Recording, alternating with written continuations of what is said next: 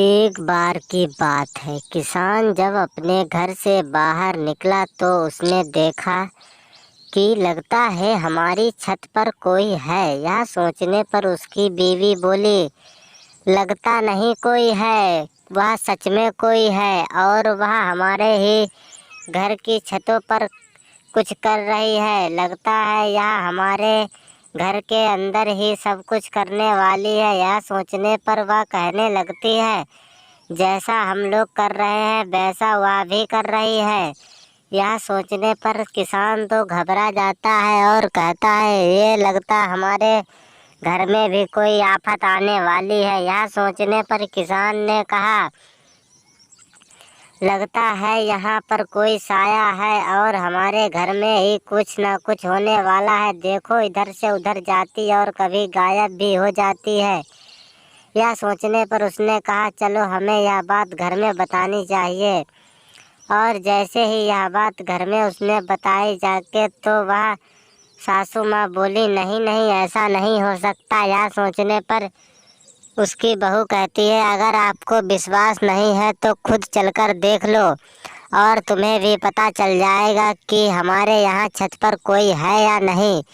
सासू माँ कहती हैं, नहीं नहीं हमें विश्वास है कि कोई ना कोई ज़रूर होगा। यह सोचने पर उन्होंने तो डर ही के मारे वहाँ पर जाने से भी इनकार कर रही थी और सासू माँ उनकी बहुत डरपोक भी थी। यह सोचने पर ससुर ने कहा, जाओ तुम किसी तांत्रिक को बुलाकर लाओ और तभी समस्या का समाधान हो पाएगा। यह सोचने पर उन्होंने कहा, ठीक है, मैं किसी तांत्रिक को बुलाकर लाऊंगी और समस्या का समाधान अवश्य कराऊंगी। यह सोचने पर उन्होंने कहा, चलो अच्छा, हम और बहू जाते हैं और तांत्रिक को बुलाकर लाते हैं।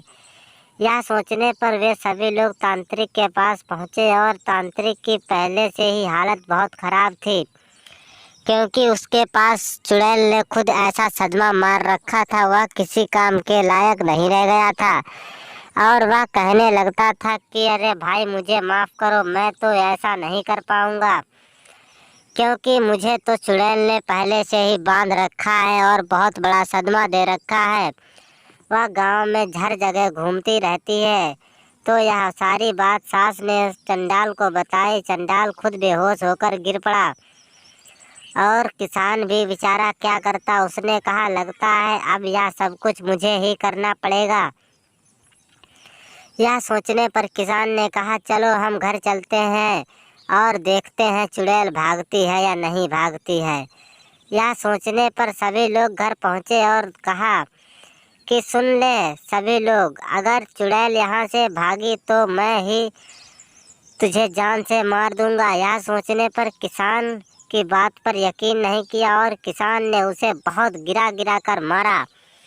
और चुड़ैल बेचारी करती तो क्या करती, वह तो उसके सामने मजबूरी थी। तो सभी लोगों ने, घर वालों ने बहुत मारा उसे और घर वालों ने मारते मारते उसका चूरन बना दिया और कहा कि अब तू हमारे घर से भाग ही जा, दोबारा अगर हमारी छत के ऊपर दिखाई पड़ी तो तुझे फिर मारूंगा।